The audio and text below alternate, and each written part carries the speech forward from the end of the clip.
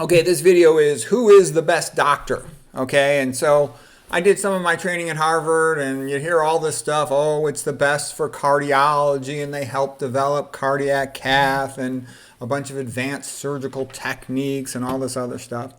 So they think that they're great at cardiology. Okay, and they do have one famous lipid researcher named Lilly, and he's a real smart guy, and he's actually one of the best ones. But they got other ones. Ridker's pretty famous, and some other ones. And this guy's got the same last name, and Braunwald, all these big names in cardiology. And this is the most recent textbook of cardiovascular pathophysiology of heart disease. And you're like, well, gee, isn't that impressive, right? Well, here's what I'm going to tell you. It's a joke. Okay, how could I say it's a joke? They still teach the same thing, that 90% or 95% of hypertension is idiopathic of unknown cause. You know, nobody's exactly sure what causes atherosclerosis. It's related to cholesterol. It's related to inflammation. We're not completely sure. We're working on it. And maybe we need medications not just for the cholesterol with statins, but also for inflammation. Okay. I tell you all that because I'm going to just show you what a joke it is. They got all the high tech, all the CAT scan machines, the cardiac cath labs, the surgical suites, all this fancy stuff, the pacemakers, electrophysiologists, EPS cardiologists, all this bells and whistles. They got bells and whistles more than anybody. But let me just show you something. They don't know what causes hypertension. They're not sure what causes atherosclerosis. They're not sure how to treat it. Their stents don't make any difference for the typical chronic cardiac angina patient. Their open heart surgery doesn't make any significant difference for the typical chronic cardiac angina patient. Here's a bunch of guys from Kenya in the 1920s. And these guys, they did that study. I showed you the paper before, C.P. Donison. In the 1920s, they took the blood pressure 1,800 consecutive adult patients in a Kenya hospital, and there was no hypertension. None. Zero. So you could hang around with these guys and eat their plant-based diets, and they'll cure your hypertension. Whereas the chief of Harvard, he can't cure your hypertension. And you get all the Ivy Leagues put together. Not a single one of them can cure your hypertension. Not a single one of them writes in their books or their papers what causes high blood pressure, what causes diabetes, what causes heart disease, atherosclerosis. Not a single one. Hang out with these guys. Statistically, you'll never have heart disease. You won't have hypertension. You won't have diabetes. You won't have coronary artery disease, okay? So these guys could treat you better than, here's another guy. This is a guy from the Yanomamo. The Yanomamo tribe, they're at the border of, Brazil and I think it's Venezuela and the Amazon jungle. Okay. These guys eat a plant-based diet. They don't have any hypertension. They got the same blood pressure when they're in their 70s as they do when they're young. Okay. You hang out with these guys, you'll get better results than you hang out with any of the Ivy League doctors. Okay.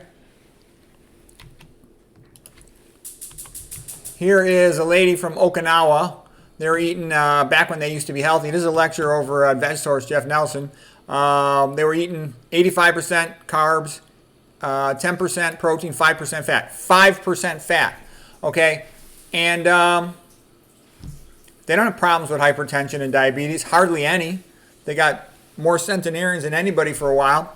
Now they're starting to eat fatter. But when they were eating this way, they had fantastic health, okay?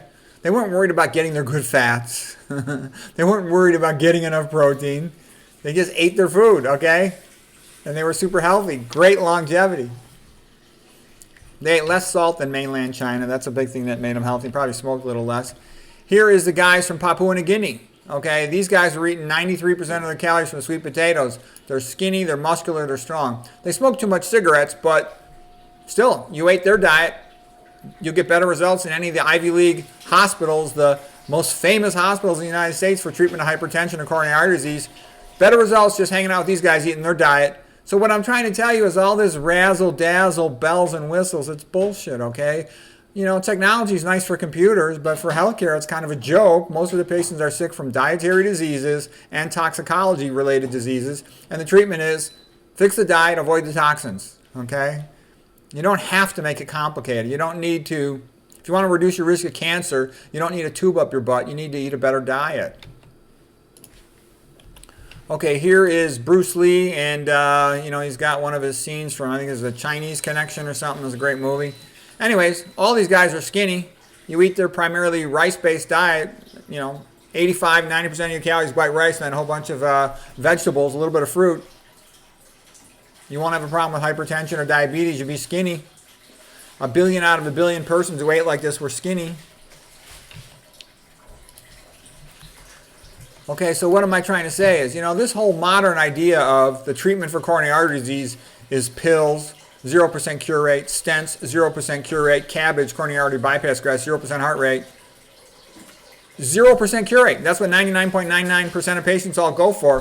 Whereas you got low-fat vegan diet with no oil, just about 100%. Esselstyn says 100% of his patients never had a recurrent cardiovascular event if they actually followed his diet. Okay?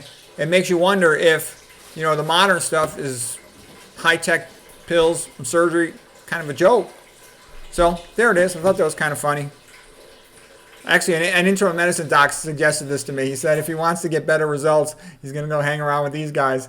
And, I thought it was a joke, too. That it was funny that Kempner back in the 1940s and 50s had far superior, completely superior results to all the modern big-name medical centers nowadays.